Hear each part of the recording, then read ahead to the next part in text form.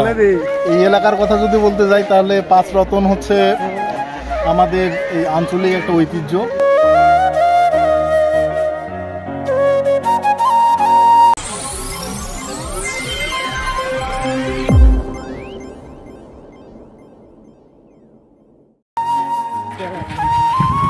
Hi guys, আমরা আজকে যাবো পাঁচাত্তরের মেলা।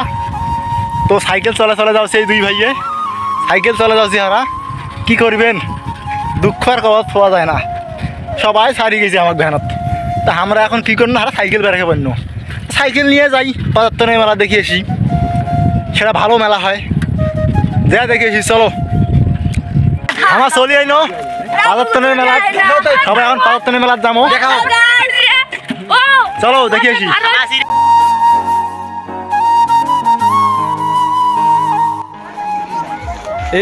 এই এলাকার সম্পর্কে এই এলাকার কথা যদি বলতে যাই তাহলে পাঁচ রতন হচ্ছে আমাদের এই আঞ্চলিক একটা ঐতিহ্য। এখানে পাঁচটা পুকুরের সমন্বয়ে গঠিত পাঁচ রতন। তো এইখানে আদি পূর্বকাল থেকেই বিভিন্ন ধরনের অনুষ্ঠান এই বৈশাখ মাস জুড়ে হয়ে থাকে। তো আজকে শেষ বৈশাখ, শেষ রবিবার, আজকে একটা জমজমাট অনুষ্ঠান হচ্ছে।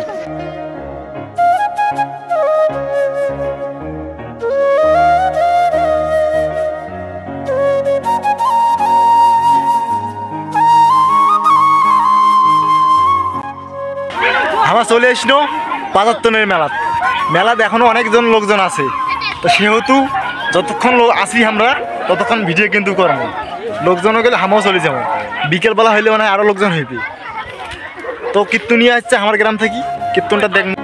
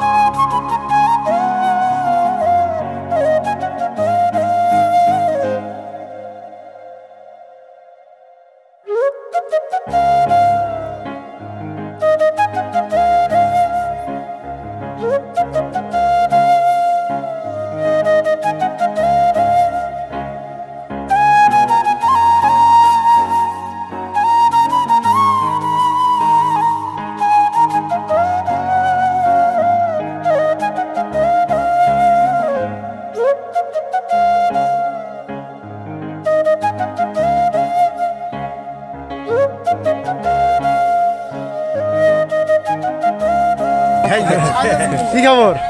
ওটা কি তো ভিডিও করা হচ্ছে? ভিডিও করা হচ্ছে? হ্যাঁ। তোমার কোথা থেকে আসছেন? এই যে ভিডিও করো। তোমার কোথা থেকে আসছেন? আরেকজন করে এই আরেকটা, এই ভিডিও করো সেই জায়গায় কি দেখা। হ্যাঁ, এরা তো জামুস ভাই দুইজন। ভিডিও করো। এই যে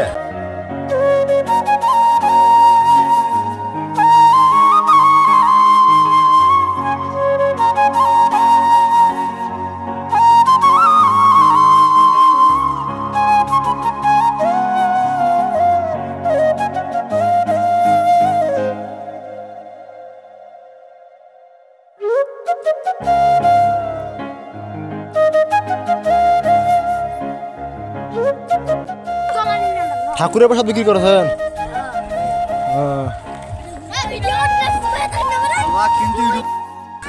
এটা হচ্ছে পাঁচাত্তরের মেলা, ভালোই লাগছে মেলা, অনেকজন লোকজন আসছে।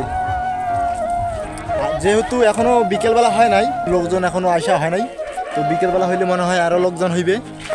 যতক্ষণ আছি ততক্ষণ ভিডিও করব। তবে আমার গ্রাম থেকে কীর্তনীয় দল আসছে, কীর্তনটা দেখবো অবশ্যই।